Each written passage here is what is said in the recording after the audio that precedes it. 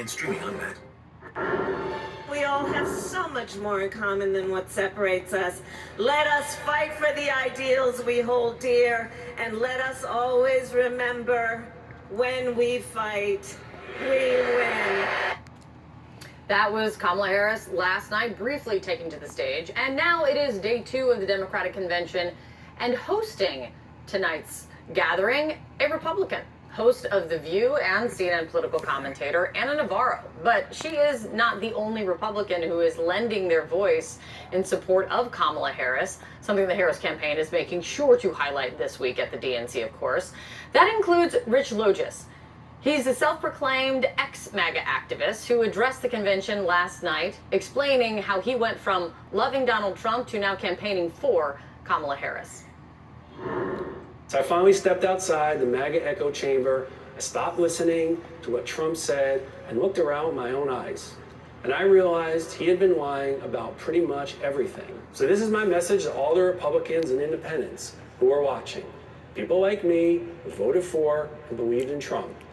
I made a grave mistake, but it's never too late to change your mind. And joining us right now is Rich Logis. He's now the co-chair of Republicans for Harris in Florida. Thanks for coming in, Rich. Seeing your message, your face there in that video, the same night on the same convention stage as President Joe Biden, who took the stage later, as Hillary Clinton, who was the 2016 Democratic nominee against Donald Trump, taking the stage the same night. What was it like for you? Okay, good morning. Thank you so much for having me. It was, my life has come a bit full circle that video aired on the evening in which Secretary Clinton and President Biden both spoke, when I was a MAGA activist and pundit from 2015 to 22. I made some abhorrent comments publicly and privately about Ms. Clinton and President Biden. And I even went on my Twitter account last night and wrote them personal apologies, and I hope we'll get to them. And when I was in the MAGA community, I was not just simply a partisan Trump voter. I was a volunteer. I did phone banking. I wrote and contributed some of the call script to the Trump campaign. So I was very much into that world. And after the victory in 2016, I got even deeper into it. Having spoken at Trump groups, sponsored Trump groups, writing for a number of, as a freelancer, a number of right-wing news sites and opinion sites. I had a professionally produced podcast.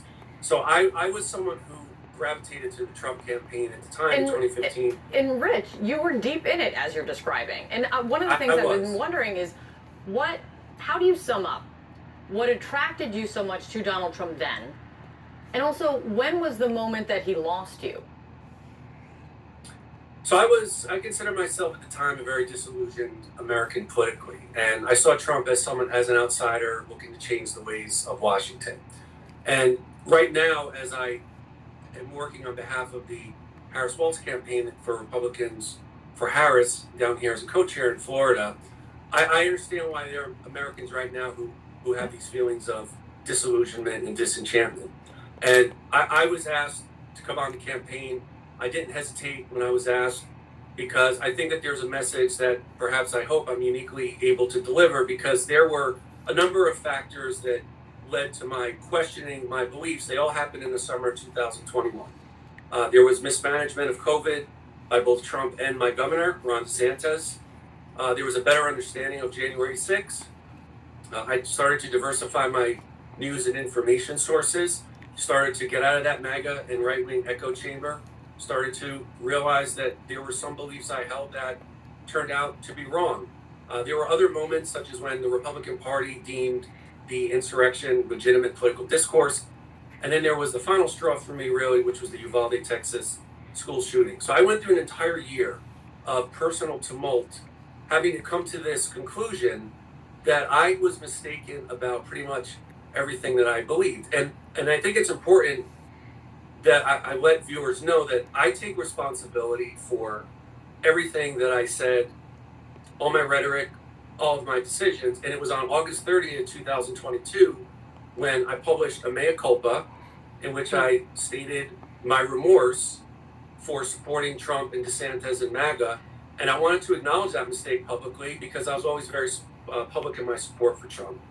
So I also wanted to ask you, now you're working on behalf of the Harris campaign, trying to win over more Republicans to support Kamala Harris in Florida. And my colleague John King, he spoke with some Republicans in Iowa who have wavered on Trump. One really stuck with me, saying that she did not want to vote for Trump this time, but then inflation started hurting just too bad. Let me play what she said. I describe myself as being resigned, I suppose, to voting for Donald Trump. Again, I can't vote for the status quo. And I was absolutely better off during Donald Trump's presidency than I am today. I'm wondering, in the conversations that you're having or you're trying to have with Republicans in Florida, is the economy, is inflation, is it your biggest struggle? There's no question that that is an everyday concern for most Americans and will be throughout the duration of their lives. But in this particular election, I helped Donald Trump divide the country for many, many years. He is someone who has torn asunder families and communities and households all across the country. He's pitted complete strangers against each other. He's amplified and elevated conspiracies that he almost certainly knows cause avoidable deaths and trauma. And so with those concerns, I've been saying to those who are feeling disenchanted with our political system, Republicans right now who maybe are not enamored for whatever reason with the Harris-Walz ticket but don't want to vote for Donald Trump, I think that this is an election that is a referendum on character and trust. And we have, with the Harris-Walz ticket, very clearly a campaign who is inclusive. I am unaware of any major presidential candidate who has actually invited into the campaign to directly participate those whom they know are probably going to disagree with some of the policy style and substance. That is an inclusive campaign. The Harris campaign is one that is looking to unite left, center, and right. And very clearly, that is not what the Trump campaign is trying to do. In fact, when I was in MAGA, we did not talk about the benefits of democracy. We talked about crushing and conquering our opponents and our enemies because we believed anyone not with us was an enemy. So when we think about these issues of trust, we have to ask ourselves, and my message to undecided voters is, if we're going to talk about character and we're going to talk about trust, do we think that Trump or Harris is better equipped and better fit to try to provide actual solutions to these concerns that all of us have every day? It's fascinating, the conversations that I'm having with you and also the conversations you're having with fellow Republicans or trying to have in Florida. Rich, thank you very much for coming in.